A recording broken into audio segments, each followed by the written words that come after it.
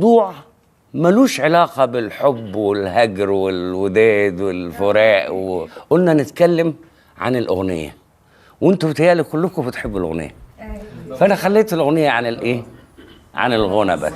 هنغنيها مع بعض.